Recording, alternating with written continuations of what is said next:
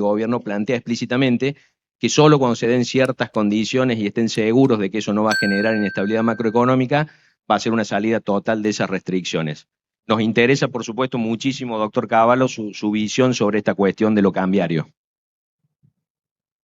Bueno, es entendible lo que el gobierno está haciendo, porque se ha propuesto cuanto antes lograr una tasa de inflación bien baja, y este sistema que le ha permitido bajar de 25% de inflación en diciembre hasta 4% en el mes de julio y probablemente también 4% en el mes de agosto, hablando siempre de tasas mensuales de inflación, eh, eh, le ha dado resultados con un problema desde mi punto de vista, y es que no ha acumulado reservas e incluso corre el riesgo de perder reservas en los próximos meses, sobre todo porque eh, tendría que comprar reservas del superávit comercial en el mercado oficial, pero hay dos razones por las cuales compra muy poco o incluso puede llegar a no comprar y tener que vender, que es que el 20% de las divisas de exportación tienen que liquidarse en el contado con liquidación, y por otro lado han anunciado hace 3 semanas que si llegaran a comprar, luego como esa compra significaría emisión monetaria, porque tendrían que emitir los pesos para financiar esa compra, venderían de nuevo esas divisas en el contado con liquidación, con lo cual quedaría un porcentaje muy pequeño de esa entrada de divisas en el mercado oficial. Yo creo que esto es consecuencia de que, además de controlar el tipo de cambio en el mercado oficial, pretenden también controlar el tipo de cambio en el mercado contado con liquidación, que por otro lado no es un mercado totalmente libre, porque no todo el mundo que quisiera transferir capitales al exterior o ingresar capitales del exterior puede hacerlo a través de ese mercado contado con liquidación, que por otro lado es un poco costoso, ¿no? Porque hay una intermediación en la compra de bonos, venta de bonos, etcétera. Y hay una serie de reglamentaciones de la Comisión Nacional de Valores que le quitan libertad de acción a ese mercado. Yo siempre he propuesto, desde hace bastante tiempo, incluso antes de que asumiera este gobierno, que si bien podían ser imprescindibles controles de cambio sobre las transacciones comerciales, lo que hoy es el mercado oficial, los controles de cambio para el resto de las transacciones financieras y de servicios en general, incluso servicios que se prestan en el exterior o servicios que se pagan desde Argentina, habría que dejar que funcione un mercado realmente libre, donde cualquiera pueda comprar o vender divisas, y en ese mercado el gobierno no tendría que intervenir para nada, porque de esa forma se conocería cuál es el tipo de cambio realmente libre. Y, y eso podría ayudar a guiar mejor el proceso de convergencia y liberalización del mercado cambiario, que es algo que en algún momento se va a tener que producir. Yo creo que con el esquema que está siguiendo, el gobierno le va a resultar muy difícil eliminar el denominado cepo cambiario, porque eh, siempre va a tener temor de que al eliminar el cepo cambiario se produzca un salto devaluatorio, y que ese salto devaluatorio genere algunos meses por lo menos de aumento de la tasa de inflación. Ahora, yo creo que eh, eso que trata de evitar, eh, a lo mejor lo puede evitar de aquí hasta el momento de las elecciones del año que viene, sobre todo si consigue financiamiento para atender los vencimientos de la deuda, no en pesos, sino en dólares. O sea, yo creo que el rollover de la deuda en pesos del gobierno está asegurado por el propio cepo cambiario, porque la gente no tiene alternativas más que invertir en activos en pesos, ¿no? Por lo tanto va a ser más o menos fácil refinanciar esa deuda del gobierno, que es bastante grande, que vence el año 2025. Pero la cuestión está en la deuda en dólares. Como no acumula reservas, pero tiene que pagar el vencimiento de los BOPREALES y también de las obligaciones en dólares que tiene el Tesoro Nacional, ahí tiene, y no va a tener reservas, eh, eh, va a ser necesario que consiga financiamiento. No se sabe bien de qué lado puede conseguir ese financiamiento. Supongamos que llega con este esquema hasta el momento de la elección en el 2025 y que logra que la tasa de inflación sea bien baja. Este problema de cómo salir del cepo se le va a presentar a posteriori. Yo creo que eso se va a resolver con el diseño de un plan de estabilización que posiblemente requiera desde el punto de partida un salto cambiario a través de la unificación y liberalización del mercado cambiario, pero que luego defina el futuro sistema monetario y cambiario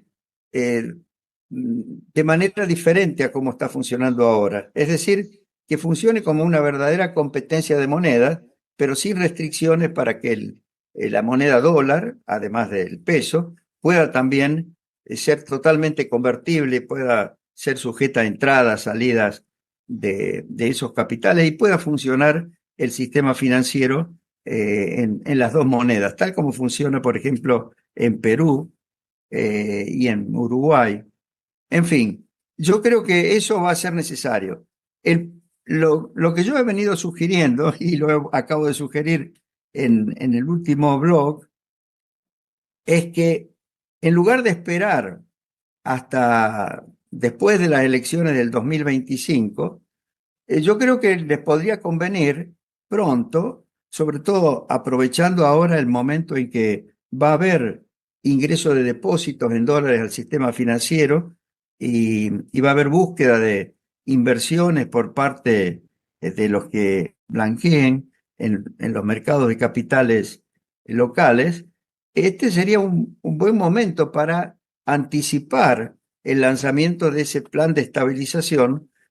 basado en un régimen cambiario y financiero libre, ¿no? Si el gobierno lograra institucionalizar por ley ese régimen cambiario y financiero, así como la ley de convertibilidad institucionalizó el régimen monetario y cambiario en la década de los 90, y lograra explicarlo bien, además acompañado por toda la disciplina fiscal y monetaria que ya ha logrado, yo creo que podría hacer funcionar la economía con mercados financieros y cambiarios realmente libres y lograr un descenso, después posiblemente de un impacto inicial donde habría unos meses de una tasa de inflación un poco más alta, luego un descenso mucho más sostenible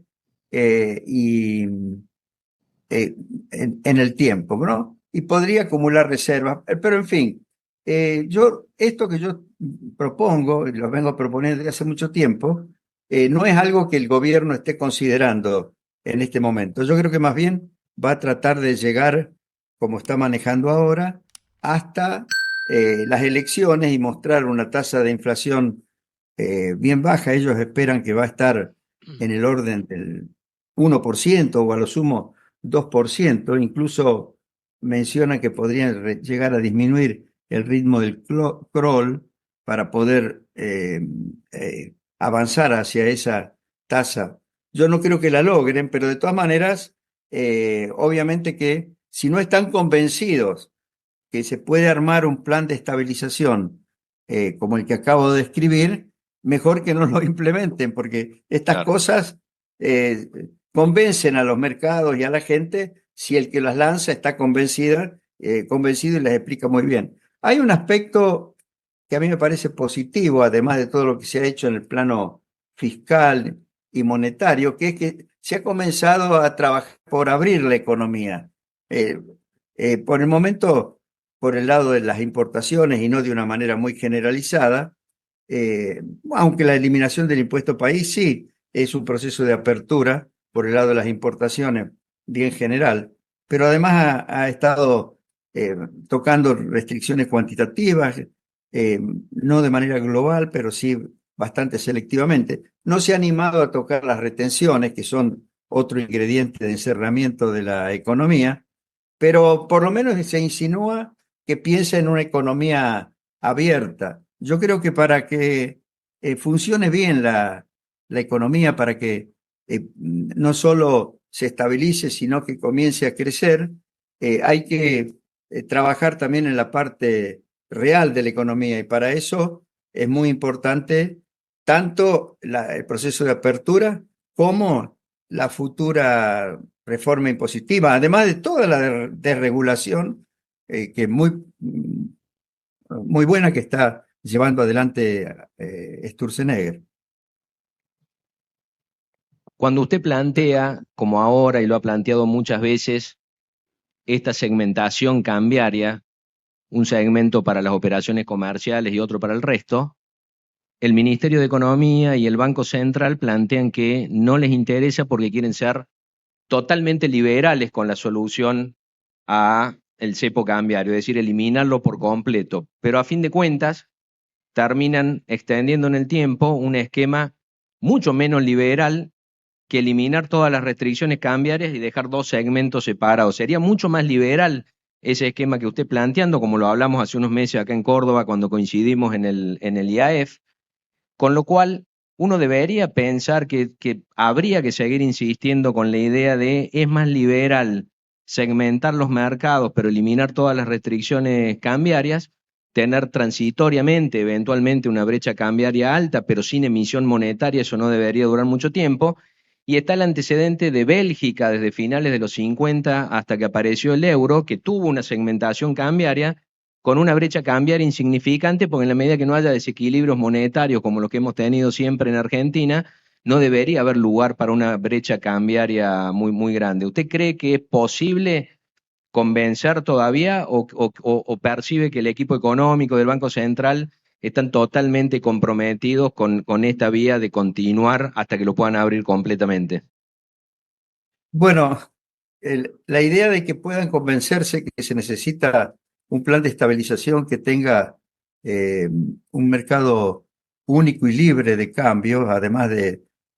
digamos, facilitar la intermediación financiera en las dos monedas, en dólares y en pesos, para llegar a esa etapa, antes tendrían que comenzar liberalizando totalmente el mercado financiero actual, que es muy complicado. Habría que instrumentar quizás por unos meses ese desdoblamiento para saber bien cuál es el nivel del tipo de cambio libre, ¿no? Y para que la gente entienda que en definitiva se quiere ir a un sistema cambiario libre. No, una cosa tendría que preceder a la otra, pero yo creo que como el gobierno no está convencido de, de avanzar hacia un esquema de estabilización que tenga un mercado único y libre, o por lo menos piensa que eso lo va a postergar el año, finales del 2025, principios del 2026, yo creo que no va a ocurrir eso, ¿no? Por más que Bueno, yo lo pregone. también tiene una visión distinta sobre el régimen monetario posterior. Usted tiene una visión muy interesante sobre esto que ha planteado el propio presidente de la Nación de esta dolarización endógena. Esto ya no es la dolarización original, donde el Banco Central consigue dólares y nos hace el trato de tráiganme los pesos, yo le entrego los dólares y no existen más los pesos, sino que desde hace tiempo viene planteando explícitamente una lógica distinta. No emitimos nunca más pesos, la monetización de la economía que se genere utilizando dólares, de tal manera que el porcentaje de la base monetaria que está en pesos va bajando a través del tiempo, va aumentando el de dólares y llega un momento en donde prácticamente todo lo que estamos transaccionando lo hacemos en dólares. Usted tiene una visión muy, muy interesante sobre eso por la dinámica que generaría ese esquema. Bueno, pero yo no estoy de acuerdo con eso que ellos llaman eh, dolarización endógena. Yo lo que he pregonado siempre y que mi ley lo ha tomado de alguna manera, o también lo repite, es lo de un sistema de competencia de monedas. Pero no se va a llegar a eso por este método de no emitir pesos y obligar a que la remonetización de la economía se produzca por dólares. Yo creo que eso es erróneo, porque van a necesitar emitir pesos para comprar dólares, porque el gobierno necesita acumular reservas, ¿no? Esto de que todo puede funcionar sin que el Banco Central tenga reservas, no es realista, porque como tiene un montón de vencimientos en dólares, va a necesitar acumular reservas. Entonces, eh, lo que yo creo que la dolarización, no la dolarización, la competencia de monedas se va a dar en la medida en que sea totalmente libre el uso del dólar o el uso del peso y la intermediación financiera en las dos monedas. Y por supuesto, habrá ya un tipo de cambio único y el Banco Central, a partir de que esté institucionalizado el sistema de, de competencia de monedas, va a tener que manejarse con encajes legales para los depósitos en dólares, encajes legales para los depósitos en pesos, que no necesariamente tendrán que ser iguales, probablemente los encajes legales para los depósitos en dólares tendrán que ser más altos que para los depósitos en pesos, por una cuestión prudencial.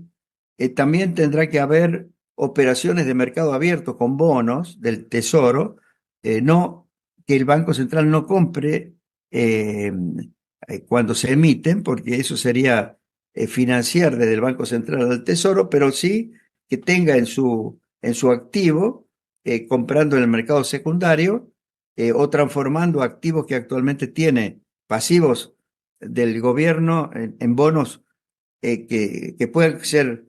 comercializados en el mercado y con esos bonos hacer operaciones de mercado abierto en pesos, en dólares, eh, influyendo sobre las tasas de interés, exactamente como lo hace el Banco Central de Perú. Y por supuesto, la política monetaria, que en ese caso se va a manejar con los encajes legales y con las operaciones de mercado abierto, las dos monedas, tiene que apuntar a que el tipo de cambio sea estable. No quiere decir que sea fijo, puede ser, como es en Perú, eh, flotante, pero con capacidad a través de la política monetaria, de los instrumentos que yo mencioné recién, para estabilizarlo lo más posible. Cuando la gente vea que el tipo de cambio es estable, no solo va a convencerse de que la inflación va a tender a desaparecer, máxime si no hay déficit fiscal y no hay emisión monetaria por otras causas que no sean la compra de reservas, eh, entonces ahí sí ya la economía va a poder funcionar con total libertad en todo sentido, ¿no? Pero bueno, eso requiere primero que el gobierno esté convencido, y yo todavía no veo que esté convencido, porque tempranamente yo hablé, no con Milei, sino con Caputo y su gente, cuando ellos me trataron de pedir algún consejo, y, y yo creo que no están convencidos de la competencia de monedas a la peruana, que es lo que yo Claro. creo que funcionaría muy bien. Pero bueno, también es posible que se convenzan. Vamos a ver qué pasa realmente en los próximos meses. Ellos quieren que haya reactivación, lo cual a mí me parece muy bien. Se necesita que haya reactivación. Ahora está viendo algunos indicios de reactivación que tienen que ver para mí con la expansión del crédito en peso que se han comenzado a producir desde el sistema bancario, eh, porque los bancos están tratando de hacerse de liquidez eh, vendiendo las LEFIs, estas letras eh, que han reemplazado a Ujú. las LELIQs, y eso les da capacidad prestable. Antes no se animaban mucho a prestar, pero al ver que hay algunos sectores privados que demandan crédito y que van a poder devolverlo, eso está ayudando. Yo creo que va a ayudar un poco más el efecto inmediato del blanqueo, pero una recuperación del nivel de actividad económica y de las exportaciones, que es imprescindible que también se dé, y por supuesto que todo eso atraiga inversiones, para mí va a requerir que funcione el sistema monetario como mínimo a la peruana, ¿no? Y Hay algo, doctor, en lo que sí el gobierno nacional está convencido, y es que hacia adelante tenemos que lograr competitividad real y no el intento de ganar competitividad a través de devaluaciones. En eso usted no solo que sabe mucho, ha estudiado toda la vida esos temas, sino que además en su momento ha implementado políticas en esa línea. ¿Por dónde cree sí, que va a avanzar el gobierno y que debería avanzar? Porque probablemente ahí haya un poco más de coincidencia entre su visión y la del gobierno que en todas estas cuestiones cambiarias y monetarias que usted muy bien ha planteado, que están muy convencidos de otra, por lo menos hasta ahora, de otra forma de encararlo. bueno, yo creo que en cómo debe quedar organizada la economía para que aumente la inversión y la productividad y ganemos competitividad real y no dependamos de devaluaciones permanentes para poder decir que, que la economía es competitiva. Eh, de eso está convencido Milei, y está convencido además el economista que más presta atención a las cuestiones de eh, cómo fomentar la inversión y la competitividad, que es Federico. Sturzenegger, ¿no? Desde la Secretaría de Desregulación. Eh, por ejemplo, el otro día, en la Unión Industrial, el presidente dijo que era una barbaridad que los sectores industriales hubieran eh, crecido sobre la base de explotar al campo, ¿no? O sea, planteó algo que eh, Acá está así el no te voy a doctor decir. Colome, está Naldo Colome escuchándolo atentamente. Bueno, Naldo sabe muy bien Claro. de estos temas, ¿no? Pero, claro, pero por otro lado, inicialmente cuando presentaron la ley bases, la que no salió aprobada, y el paquete impositivo que al principio retiraron, incluía el aumento de las retenciones, ¿no? No solo que insinuaba que se iban a eliminar las retenciones, sino que las aumentaban. Afortunadamente los gobernadores se opusieron, y, ese aumento de las retenciones no se concretó. Pero por lo que dice Milei, tienen que pensar en un esquema donde no haya retenciones, porque las retenciones son una forma de cerrar la economía, ¿no? Incluso tienen que volver a pensar en reintegros de impuestos internos o reembolsos de impuestos internos a las actividades que tienen insumos que han pagado impuestos, ¿no? Como era en la década del 90. Y por supuesto tienen que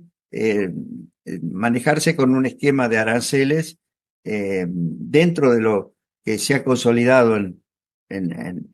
la Organización Mundial del Comercio y lo que se ha convenido en Mercosur, ir a un esquema de economía abierta. Ahora, eso requiere también que se trabaje sobre la parte de los costos de toda la actividad industrial y de prestación de servicios. En ese sentido, el proceso de desregulación que está llevando a cabo Sturzenegger va en la dirección correcta. Pero también está todo el tema del sistema impositivo. El sistema impositivo tal como está es un sistema que atenta contra la competitividad real de la economía, encarece los costos de las empresas y no hay reintegro de los impuestos indirectos que pagan las empresas a través de los insumos. Eso tiene que cambiar, ¿no? El otro día lo escuché a Sturzenegger decir algo interesante respondiendo a una pregunta que mucha gente se hace y yo también le había hecho, que es, si no ven al RIGI, este régimen de impuestos por para grandes inversiones, como la introducción de distorsiones en la economía, como fueron los regímenes de promoción industrial, el régimen de Tierra del Fuego, etcétera, en el pasado, ¿no? Y Sturzenegger me dijo, yo se lo planteé esto a Milei, y Milei me dio la siguiente explicación. Dice, yo lo veo como positivo al régimen, al RIGI, no solo porque va a traer inversiones a la minería, a la energía y a los sectores elegibles para estas grandes inversiones, sino porque dice, los beneficios que se le dan a estas empresas son los beneficios que yo espero que tengan toda la economía dentro de 3, 4 años. Es decir, él, Claro. por ejemplo, el que las empresas paguen 25% de impuesto a las ganancias y no el 35% que pagan ahora, él piensa que se lo van a poder dar a todos. Lo mismo que la libertad para disponer de las divisas de exportación y no tener que venderlas obligatoriamente al Banco Central, es decir, la libertad cambiaria. Él dice, eso lo van a tener todos. Entonces, lo que estamos haciendo con el RIGI es simplemente anticipar a inversiones que requieren hundir cantidades muy grandes de capital 2 o 3 años, pero luego toda la economía va a funcionar con esas reglas de juego. Si logran eso, es muy interesante, porque quiere decir que vamos a tener una economía que va a estar alentando generalizadamente la inversión, el aumento de la productividad y que vamos a tener un sistema impositivo mucho mejor que el actual. Ahora, por supuesto, habrá que llegar a eso y está todo el tema que a mí me parece sumamente relevante, que es cómo se va a lograr que las provincias y los municipios acompañen con sus medidas relacionadas con el gasto público, pero también con el sistema impositivo, toda esta reforma que planea el gobierno, ¿no? En fin, yo soy optimista, pero creo que hay que eh, eh, ir coordinando una serie de acciones que obviamente no son fáciles, pero no sé, son inescapables para que el país se estabilice y vuelva a crecer. Conecto con su optimismo que mencionó recién antes que se nos acabe el tiempo. Antonio Gramsci planteaba la distinción entre el optimismo de la razón y el optimismo de la voluntad. Y si hay alguien que siempre ha mantenido el optimismo de la voluntad, en el sentido de que no ha habido problema económico lo suficientemente complejo como para que el doctor Cavallo diga eso es imposible de solucionar, siempre ha planteado soluciones, siempre ha sido un optimista de la voluntad. Ser optimista de la razón depende del contexto, hay momentos en donde tiene sentido, otros no, pero él ha mantenido siempre a lo largo de su historia, tal vez él no lo ha notado porque él lo ha vivido, pero observándolo de afuera siempre ha tenido ese optimismo de la voluntad. ¿Qué mensaje, doctor Cavallo, optimista, nos puede brindar para que salgamos de acá con ganas de seguir adelante y seguir dando batalla? Bueno, yo creo que si hay alguien que es optimista eh, por la voluntad, más que es el presidente actual, mucho más que yo, ¿no? El asunto es que eh, por el momento está convenciendo a la gente y lo muestran las encuestas, pero yo creo que va a tener que convencer también a sectores dirigenciales, políticos y económicos que tienen influencia sobre lo que piensa la gente, y ahí va a tener que buscar más, va a tener que hacer una tarea más de persuasión que de confrontación total, porque si no lo pueden tumbar, no, no es que lo van a sacar del gobierno, pero lo pueden, digamos, le pueden deteriorar la imagen muy rápidamente y eso le va a hacer perder fuerza a sus convicciones, ¿no? Pero en fin, yo soy optimista y Milei es súper optimista de la voluntad, así que Es buen bueno, punto ese. ojalá podamos, ojalá pueda él, porque yo solamente guitarreo desde afuera, pueda él llevar adelante todas estas transformaciones. Doctor, muchas gracias por esta maravillosa conversación. Muchas gracias. Bueno, muy bien, les mando un abrazo.